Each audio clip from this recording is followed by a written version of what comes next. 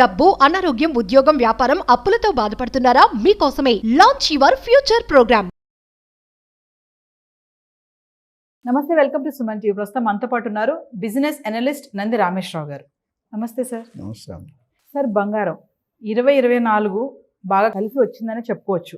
మరి coming to 2025 2025 market ఎలా ఉండబోతుంది అంటారు? ఇది $1 బిలియన్ క్వశ్చన్. ఎందుకంటే ఊహించిన రేంజ్కి వెళ్ళిపోయింది.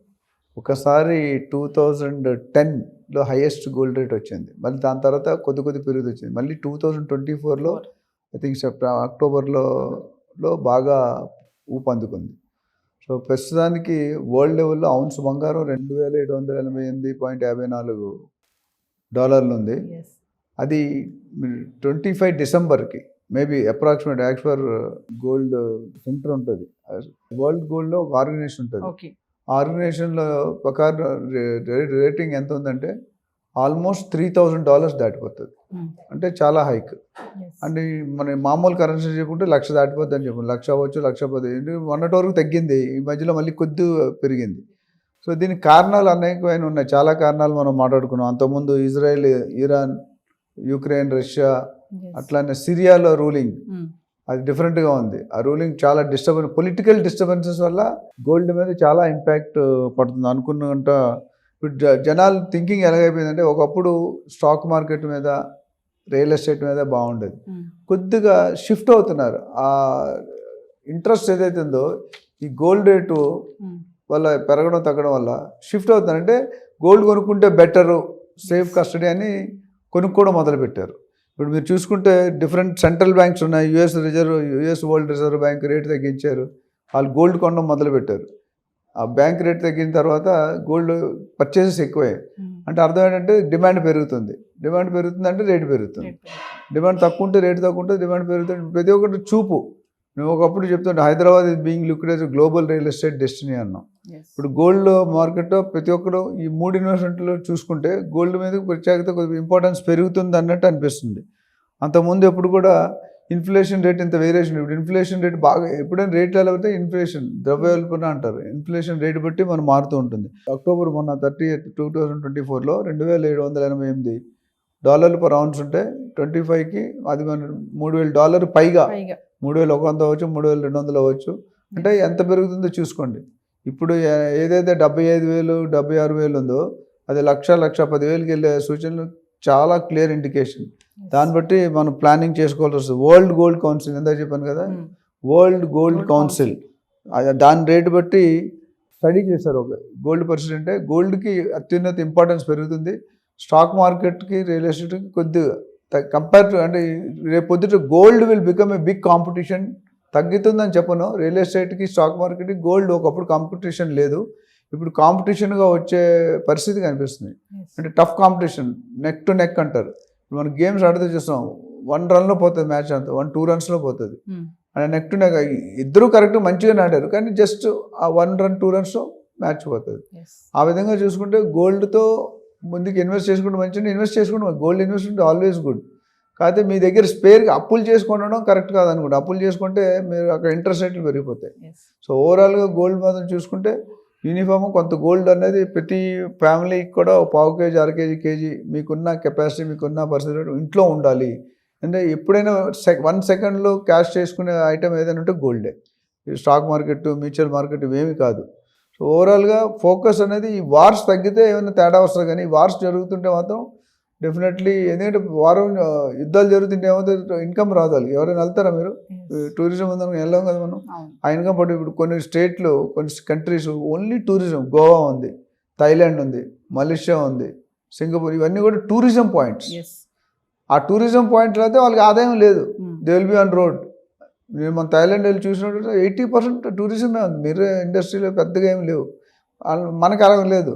సో ఇక్కడ గోల్డ్ అనేది ఎంత ఇంపార్టెంట్ అయిపోతుందంటే, ఒకటి ట్రెడిషన్గా దానికి ఫేవరిజం ఉంది. రెండోది Indian consumption is higher than any other country in the world. మూడోది ఈ యుద్ధాల వల్ల యుఎస్ ఎకానమీ, ట్రంప్ వచ్చిన తర్వాత కూడా గోల్డ్ రేట్ బాగా పడిపోయింది. కొద్ది పడింది. కానీ ఆయన ఒకసారి ప్రెసిడెంట్ అయ్యి కొన్ని రోజులు అయిన తర్వాత సెటిల్ అయ్యి మళ్ళీ పెరిగే అవకాశాలు తగ్గడం కొంతవరకే తగ్గుతుందండి. ఎప్పుడు పెరగడం ఎక్కువ పెరిగితే తగ్గేది మధ్యలో జలెక్కిస్తారు. Yes. వేవ్ లెంత్లో. సో ఇప్పుడైతే తగ్గుమగ్గులో ఉంది, మళ్ళీ మధ్య మధ్యలో పెరుగుతుంది, మధ్య మధ్యలో తగ్గుతుంది. బట్ కొన్ని రోజుల తర్వాత మళ్ళీ it will go to biggest higher range. వెళ్ళినప్పుడు అప్పుడు కొనుక్కోవడం కష్టం అవుతుంది. ఇప్పుడు ఉంటే మాత్రం డబ్బులు ఉండి స్పేర్ మనీ ఉంటే కొనుక్కోవడం బెటర్. ప్రపంచవ్యాప్తంగా చూసుకుంటే బంగారానికి గిరాకీ ఎప్పుడు బాగానే ఉంటుంది కదా సార్? అంటే డిమాండ్ పెరుగుతుంది అని అంటారా ముందు ముందు? పెరుగుతుందండి, ఎందుకంటే పాపులేషన్ పెరుగుతుంది కదా.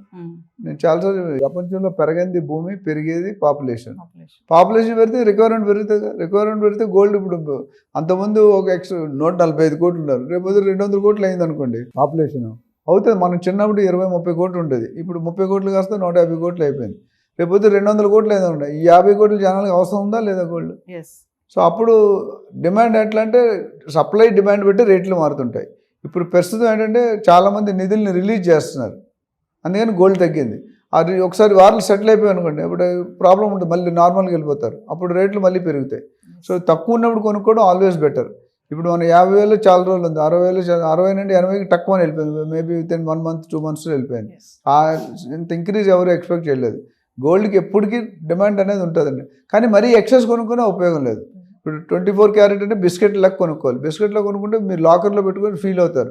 దాని మీద డెడ్ ఇన్వెస్ట్మెంట్ అంటారు, అంటే రాదు ప్రాఫిట్స్ పెద్దగా పెరిగింది తప్ప ఉంటుంది. అదే బిజినెస్లో పెట్టుకుంటే లాస్ అవ్వచ్చు, గెయిన్ కూడా అవ్వచ్చు. బట్ ఓవరాల్ ఏదైనా ఓవరాల్ ఇన్వెస్ట్మెంట్ చూసి ఇది one of the good investment. మిగతా కూడా మంచివే, రియల్ ఎస్టేట్ మంచిదే, స్టాక్ మార్కెట్ మంచిదే, మ్యూచువల్ ఫండ్ మంచిదే, గోల్డ్ బాండ్ మంచివే. కాకపోతే స్ప్లిట్ చేసుకోవాలి ఇన్వెస్ట్మెంట్. ఫ్యామిలీ ప్లానింగ్ ఏంటంటే 4-5 హెడ్డింగ్స్లో పెట్టుకుంటే మంచిది. లేకపోతే ఏంటంటే ఒకసారి పోయిందని మొత్తం గోల్డ్లో పెట్టినా, మొత్తం స్టాక్లో పెట్టి పోయిందని మొత్తం పెరుగుతారు, లేకపోతే పడిపోతారు. రెండు అతివృష్టి, అనావృష్టి. అంటే సార్ ఇప్పుడు బంగారం వినియోగం పెరగడంతో పాటు ఈ భౌగోళిక పరిస్థితులు కూడా కారణం అనుకోవచ్చా ఈ ధరలు ఇలా హెచ్చుతగ్గులు? డెఫినెట్గా రెసిషన్ వచ్చినప్పుడు ఒకటి, యుద్ధాలు జరిగినప్పుడు ఒకటి. సో ఇవన్నీ కూడా ఇండైరెక్ట్గా కంట్రిబ్యూట్ చేస్తాయి. డైరెక్ట్గా కనిపించకపోయినా బంగారం అనేది వాడికి తగ్గించలేరండి. మీరు పేదవాళ్ళైనా గోల్డ్ పెట్టాలి, పెళ్ళి అయితే రిచ్ అయినా పెట్టాలి, మిడిల్ ఎల్ఐజీ ఎంఐ ఏ గ్రూప్ అయినా గోల్డ్ లేకుండా పెళ్ళి అవుతుందా? సో కొన్ని సందర్భాల్లో రేటు పెరిగినా, ఇప్పుడు జనరల్గా శ్రావణ మాసంలో పెళ్ళిళ్ళు ఎక్కువ అవుతాయి అంటారు, ఫెస్టివల్స్ ఎక్కువ ఉంటారు. ఆ గోల్డ్ కొనుక్కోవాలి. మీకు పెళ్లి కుదిరిందంటే, అమ్మాయి ముహూర్తం కుదిరిందంటే రేట్ ఎక్కువ ఉందని మానేలేరు కదా, పెళ్లి పోస్ట్పోన్ చేయరు కదా. సో పబ్లిక్ పెరుగుతుంది, రెసిషన్ వస్తుంది, యుద్ధాలు జరుగుతున్నాయి, ఇన్కమ్ పడిపోతుంది. ఇవన్నీ కూడా మేజర్ రీజన్స్. ఆ యుఎస్లో రెసిషన్ వచ్చిందంటే మొత్తం ప్రపంచంలోనే రెసిషన్ వచ్చినట్టు అర్థం. బిగ్గెస్ట్ హైయెస్ట్ ప్రెసిడెంట్ పదవి అంటే అమెరికన్ ప్రెసిడెంట్ హైయెస్ట్ పదవి వరల్డ్. ఏ పొజిషన్ కూడా దాన్ని బీట్ కాదు. అందుకనే సెంట్రిక్ అక్కడే ఉంటుంది. అక్కడ ఏ డెసిషన్ తీసుకుంటే ఆ డెసిషన్ స్లోగా ఎక్స్టెండ్ అవుతుంది. సో ఏదేమైనా 2024 అయితే బంగారానికి బాగా కలిసి వచ్చింది. బాగా కలిసి 25 కూడా బాగా ఉంటుంది అనుకుంటున్నాం. ఎందుకంటే they will also already trend set చేసి పెట్టారు. పవన్ కళ్యాణ్ ట్రెండ్ ఫాలో అవ్వడం కాదు, ట్రెండ్ సెట్ చేయాలని. గోల్డ్ ట్రెండ్ ఇప్పుడు వరకు లాస్ట్ 2-3 నెలలు బాగా ఉంది. ఈ సిచ్యువేషన్ 2010లో చూసాం, మళ్ళీ 24లో చూసాం. 25 చూడడం అనేది ఇమీడియట్ ఇంపాక్ట్. మరి రేపు ట్రంప్ ప్రమాణ స్వీకారం చేశాక ఎలా ఉండబోతుంది అంటారు? డెఫినెట్గా అది మనం we have to wait and watch. ఎందుకంటే ఆయన మైండ్ ఇటు వెళ్తుంది. ఇప్పుడు పవర్లో ఉన్నప్పుడు ఒకలా ఉంటుంది, పవర్లో లేనప్పుడు ఆల్రెడీ రూల్స్ మొదలు పెట్టారు. పవర్లో వచ్చి ఇంకెన్ని రూల్స్ వస్తే తెలియదు.